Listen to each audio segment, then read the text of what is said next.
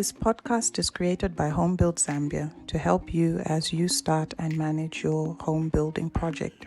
The podcast is for educational purposes only. Seek professional advice to get specific help for your project. Enjoy this week's show. Welcome to an architect and a DJ build a home podcast. If you didn't know, she is the architect, and that would make me the DJ. All right, in today's episode, we are looking at creating a modern Zambian home. But before we get into that, we always have our music trivia.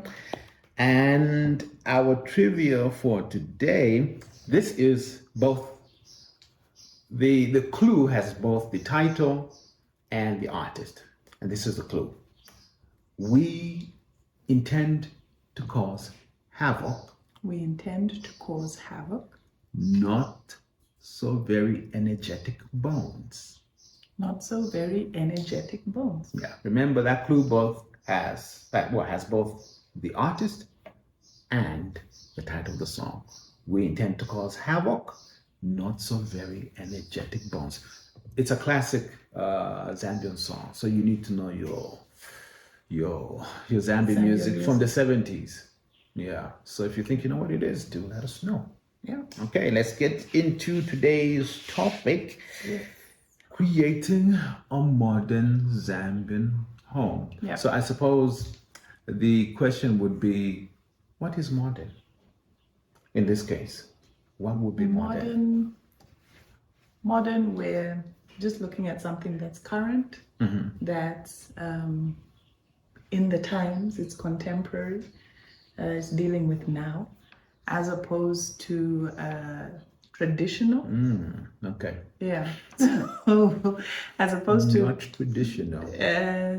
Not traditional, but it can have elements. But in terms of design, I suppose when you talk about modern and tradition, we're really looking at the methods that were used in order to create a home. Okay. So in Zambia, if we take it way back, we're looking at the hut construction, which we use. Hut arrangements. Yes, and the traditional methods that were used to get there. Nowadays, it's not an individual building their own home. Nowadays, it's a contractor building for many, and over time, the methods have changed. So with that, even the way the homes look have changed. I think even design styles influence what we think is modern and current. So yeah, it's really looking at something of the time. Okay. Yeah. So when you're, in this case, when we speak about creating a modern Zambian home, are we doing away completely with the so-called tradition? Can we incorporate it somehow in I think when we're talking about creating a modern Zambian home, and what we've been talking about all along is creating a home that you want. This is people who want to build a home that's for them. So it's really looking at defining what it is that you want. And it could be that there are things about the traditional home that you actually like. Could be about things about the way the traditional building methods came up that you actually like. And I think building a modern home doesn't mean that we throw away everything that was done, because there are lots of good things about traditional ways of building that we could still use today. Well, when we were putting this episode together, and I was trying to think about, okay, so we're looking at the modern Zambian home, and of course the elements of tradition came into mind. I was trying to focus, what is a traditional Zambian home? Yeah. And in my mind, I was picturing the different homes and houses that I've seen and that I have visited. Yeah. And it wasn't easy to come up with like there's no one thing that you can say this is a Zambian home, Yeah. because I don't even know if that exists. Yeah. So in my mind, I'm like, okay, so what does a traditional Zambian home look like? And then again, what is tradition? And Yeah. what does a modern Zambian home, or what can a modern Zambian home look like? Yeah. And my conclusion is that it's not one thing. A traditional Zambian home is not a thing, and a modern Zambian home is not like one thing. You can't say that's a modern Zambian home and that's a traditional Zambian home. When it comes to tradition, what I came up with is it's about the place, it's about the environment. That's my excuse for Zambian. Of what a Zambian home. I'm not so sure what you're incorporating all of like all of all that of the elements in your home. I don't So know if I'm making sense. I think I get what you're trying to say, but I think from a design point of view, right? From a design point of view, if we're looking at creating something current, one, you can learn from the traditional way of doing things. And if we look at past methods of building, you always looked at something that responded to the climate. So it gets very hot here. So you have the design done in a way that you're provided with shade. You also had homes that accepted the fact that we gather a lot. There are times where lots of people gather. You've got lots of traditional, that's part of our tradition, isn't it? That we gather together. So maybe the design allowed for people to come together. Maybe you had huts that were specifically for people to come together. When you look at the materials, it's materials that are locally available. It was the earth that we had. So if we learn lessons from that, then we can look at, okay, how can we interpret that in a modern way? They also responded to the way of life. So if you had, and I'm looking at the hut as just an example. So if you had farmers, and then they would build storage that's specifically for storing maize, so that you had food for a long period of time. And they did it in a particular way. So maybe the area is raised so that you don't have rodents coming in and water going in. Maybe you've got like a basket weave wall so that ventilation goes through. So there are all those considerations. And right now, that may not be a method that is used, but you could say, okay, if this is the use for my home, how can I interpret that using the techniques and technologies that are available to us today? Okay. I think culture is also very important, like our way of life. I think what we've been talking about in terms of like, where do you start, is really defining what it is that you want. And one of those areas is like looking at our values, like how do we live? And we've got certain traditions that we follow that maybe other cultures don't follow. And of course, this would differ from family to family. Yes, it differs from family to family. Yes, because you have those families that are that you would say are very traditional. Yes. Yes. Yes. You have, give an example. Maybe you have the in-laws do not necessarily mix. Yes. With what, their in-laws? Yeah, they don't necessarily mix together. Because of what, yes. If your mother-in-law is visiting, yes, you cannot really be in the same place at the same time. Yes, yes. Yeah. So then how that would look in your home? In your home, how would that look like in many homes, what happens is your mother is now forced to always be in the bedroom. Yeah. She's not free to move anywhere. Right.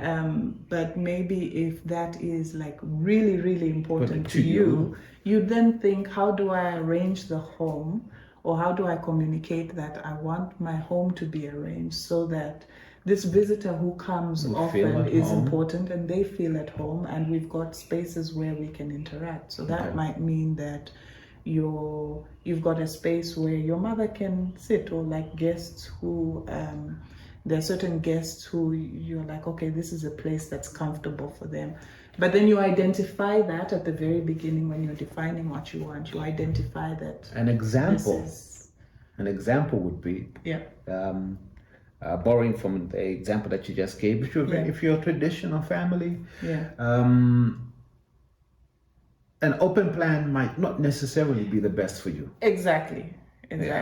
Yeah. Open plan might not be the best, because then that doesn't allow for that separation. Maybe you'd then be looking at, you've got a few divisions here and there, so that everybody who's going to use your home and use it frequently is going to be comfortable. Free, comfortable. Yes, it should suit the way you live. And hopefully happy.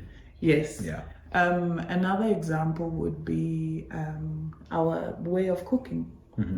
Some foods that we eat, maybe they smell a lot. Not maybe, they do smell a lot when you're cooking. Like, say for instance, you're cooking dried fish. Yeah. And then now you've got an open plan. Open plan again, area. Not the best, yeah, because then every space that you're using now is smelling of fish. So then you'd intentionally think through, like, okay, how do we cook? What sort of what do we like to eat? Do I need to create a specific space so that I can do this activity? And then it can be interpreted in a modern way. So it doesn't necessarily mean that your house will look like a hut, or your house will look like something that was done long ago, but it will suit the way you live. And if you embrace certain cultures, certain ways of doing things, it embraces that. Then I think that now becomes a reflection of modern Zambia. Right. Yes, we can have the comforts of the technologies and whatnot, and we can still incorporate the way we live in the way we design, and then I think that truly makes a modern home. What about materials? Does that matter? Does it? I think it does. So it's more sustainable and even more economical to use materials that are within reach. We see now the use of Siavonga stone a lot. There are people who enjoy like clay brick. That's seen. There are some modern applications of using those materials. How does, like example you just gave, how Siavonga stone? Yes. How does that? The stone, there's like I've seen the stone, but how does stone. it come into play? How does it matter that it's being used? What difference does it make? So apart from the aesthetic. So if you're getting it locally, it will be cheaper than you, say for instance, you're importing stone from South Africa, or you're importing marble from Italy. Definitely your home is going to be expensive if you're bringing in everything. And you want to keep your costs down, obviously. Exactly. So drawing on the lessons from the past, they use materials that were within the environment. So look at the materials that you can get locally. Yes, look at what's available locally. Look at, I think even incorporating work that local artists are doing. There are some artists who are very good with metal work, and that can be like design that you incorporate in your home. So there are different ways. I think it's about being creative with what it is that you have, and if the past teaches us anything, they definitely were creative with what it is. So? I think so. Yeah. Okay. Yeah. All right. Those we can learn. All right. Then you have, but we can borrow from other places. We definitely can, and I think in my experience in designing homes for people, you do have like what I've seen a lot is like a lot of people who like things to be simple. They do reference Scandinavian design. Why? Because it has that simplicity. Yes, that's the essence of that style. So, and that's fine. And I think looking at what other cultures do, or what other ways of people have put together their home. I think it's allowed. You can do that, but I think what's important is how are you going to connect that to how it is that we live. So not that you're just going to say, okay, I'm going to get this home that was designed in Sweden. Give me this floor plan, because that's an area where the climate is completely different. Yeah. So they have lots of snow. Their roofs are designed in order to accommodate that. And then here, maybe something else is more appropriate because of our climate. We've got a lot of sun, so then you do want to protect, have shade from that. You do want to position your house or any large windows in a way that you won't get, so much sun coming in that the environment inside your home is hot. Yeah. So it's really about identifying, like, okay, what is it about this that I like? And you could say, okay, I like the simplicity, I like this. And then that's what you now communicate to your designer to say, I like these elements. How can we incorporate it in a house that that can be relevant, that is sustainable here in Zambia? Okay. Yeah. All right.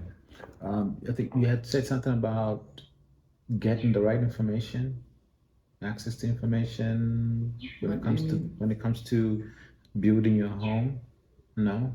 Am I thinking about something else? No, I'm not. No. I don't understand your question. No, okay. I think the information is the information that we're given right now. Yeah, so it's like we have access to a lot of information because of the internet. That's exactly what I'm asking. That's what you had said. Yes, we have access to a lot of information because of the internet. So it's now very easy to be able to look at different, to be able to get information on what other people have done in terms of creating their homes. And which is nice, because then we can broaden our minds. We can say, oh, that's how you did this, or this is a possibility in terms of building my own home. I can have a glazed door in my kitchen and have it facing the garden, or I can have my kitchen doors opening out to enjoy the garden area, which I think maybe is not a typical thing that is done. So being able to look at